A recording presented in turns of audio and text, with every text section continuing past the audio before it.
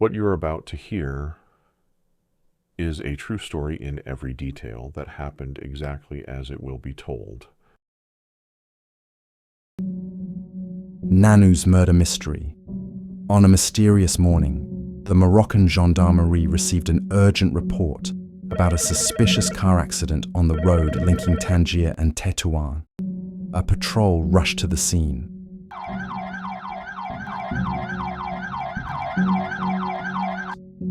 Where they found a severely damaged car showing signs of a violent collision. Inside the vehicle, a man in his late 20s had lost his life, struck by a serious chest injury caused by hitting the steering wheel. When the car was searched, the documents found with him revealed his full identity. The shocking discovery was that the victim was none other than the young man known in his neighborhood by the nickname Nanou. The news of his death caused great shock among his acquaintances, especially since he had migrated years earlier to Belgium, and no one expected his return to Morocco after such a long absence. What had brought him back now, and why at this particular time? Nanou was the eldest of 4 brothers, 2 of whom lived in Morocco, while the other 2 had settled with him in Belgium for years. As soon as the news of the accident reached his brothers there, they immediately travelled to Morocco to arrive before the funeral. They insisted on demanding the opening of an urgent investigation, confirming that Nanou had serious conflicts with the mafia in Europe, as well as enemies in Morocco.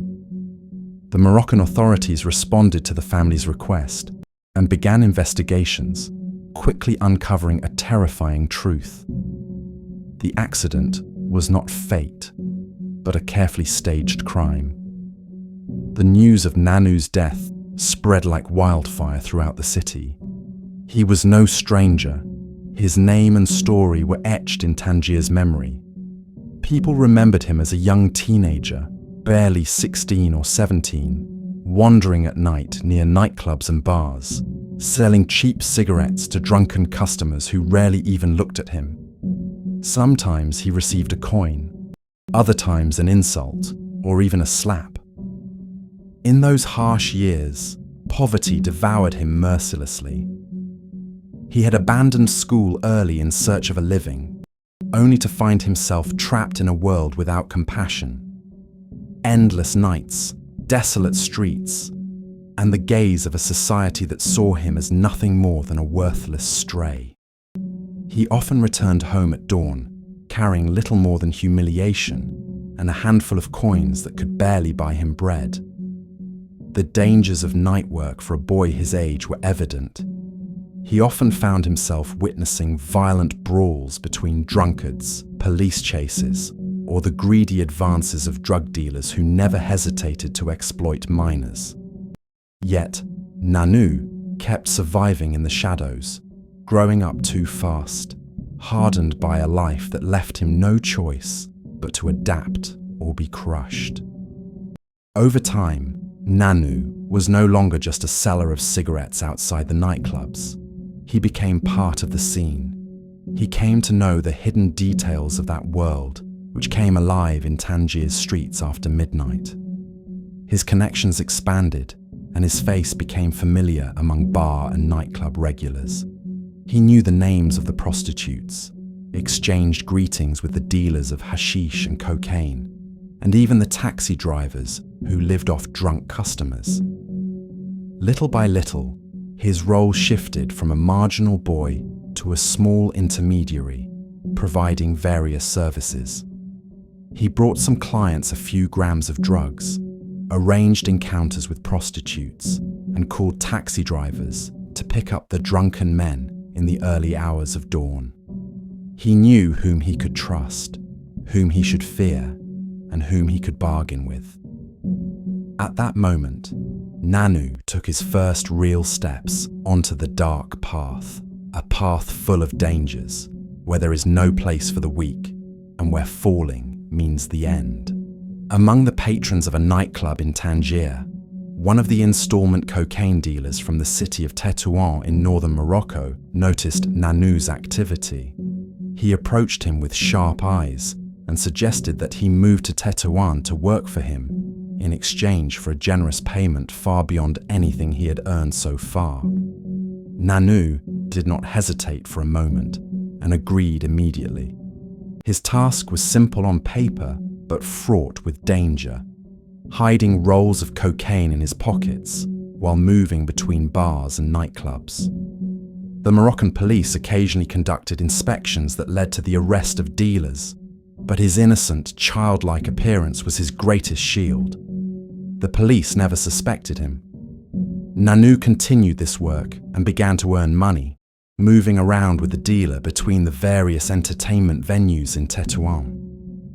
Over time, he got to know the faces of the nightclub patrons and began to attract attention. Among these patrons was a mysterious man who always sat alone, with sharp eyes and stern features, rarely smiling except when being affectionate toward one of the prostitutes. Only a few knew who he really was. This man was an officer in the Moroccan Royal Navy, of medium rank, but corrupt to the core, involved in a hashish trafficking network. He was connected to the leaders of the gang and used his position to facilitate smuggling hashish across the Mediterranean to Spain. One night, in the bar that Nanou frequented, the corrupt officer with stern features approached him. The man's presence imposed a temporary silence on everyone around, making Nanou's heart beat violently. Fear swept over him, but he hid it behind a tense smile. He wondered to himself, what does he want from me? But his fear began to fade when the officer extended his hand and placed a 200 dirham note in front of him, about $20. Nanou hesitated for a moment, then took the money after the officer's insistent gesture. He thanked the man in a low voice, and the officer walked away, as if it were nothing more than a passing gesture. That night was not an exception. In the following weeks, the scene repeated several times. Each time the money was placed in his hands, Nanou felt the allure of this dark world and the officer's power, while at the same time testing the limits of his fear and ambition. The members of the gang with whom the corrupt officer was connected did not remain in the shadows for long. They became involved in the kidnapping of a young man from the region, a crime that shook public opinion and placed them under relentless pursuit by the Moroccan authorities. A crime of this kind could mean 30 years behind bars, or even more if everything was revealed. Therefore, they had no choice but to flee. Even the gang leader himself decided to escape with them, and together they secretly crossed the sea to Spain, leaving behind fear and pursuit. Yet despite their escape, they remained in constant contact with the corrupt officer, who continued playing his dark role from within Morocco. In Spain, the gang was in urgent need of new members on Moroccan soil, men they could rely on to coordinate the preparation, packaging, and transportation of hashish shipments before sending them across the sea. It was not a random choice, but a careful selection of individuals with specific traits: loyalty, cruelty, and the ability to remain silent. In this world, there was no place for the weak. The corrupt officer suggested to the gang leader the names of 4 brothers from the region, known by the nickname Sons of Arabi. Just hearing this name was enough to plant fear in people's hearts. The Sons of Arabi were not organized gangsters, but sadistic criminals roaming the alleys and streets, spreading fear wherever they appeared.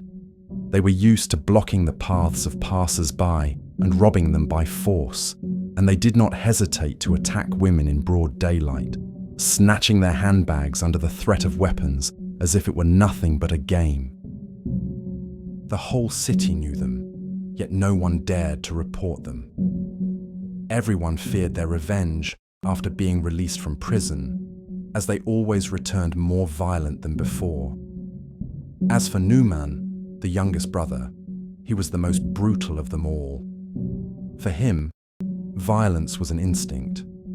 He never hesitated to beat, insult, or even stab for the slightest reason. Anyone who crossed his path felt as if they were facing a heartless spectre, nothing but a machine of rage that knew no mercy.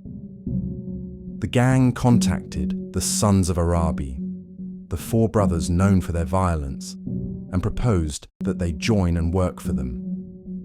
The brothers did not hesitate to agree, and the gang sent them a large sum of money to prepare a quantity of hashish and ship it by speedboats to Spain. But once the money reached their hands, they divided it among themselves and cut off all contact with the gang as if nothing had happened. They had betrayed the gang recklessly, unaware of what betrayal meant in this world. They were not professional gangsters, only reckless criminals wandering the streets. While they were busy spending the money lavishly on luxury cars and nights in bars, the gang leader was already planning revenge. He did not leave it to chance. He hired 5 hitmen from outside his network, men trained in brutal martial arts, and most importantly, men who were not wanted by the Moroccan authorities. The leader contacted the corrupt officer, asking for his help in tracking down the 4 treacherous brothers. The officer thought for a moment, then told him he knew someone who could help. That same night, the officer went out searching for Nanou.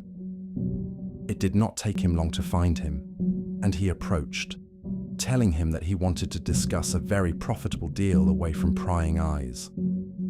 Nanou agreed, torn between suspicion and curiosity. The officer took him into his car, and as they drove around, he asked him if he knew the Sons of Arabi. Without hesitation, Nanou said that he knew the youngest brother, Nouman, and knew the places he frequented. At that moment, the officer smiled and said, "There are people who will pay you a lot of money if you lead them to him."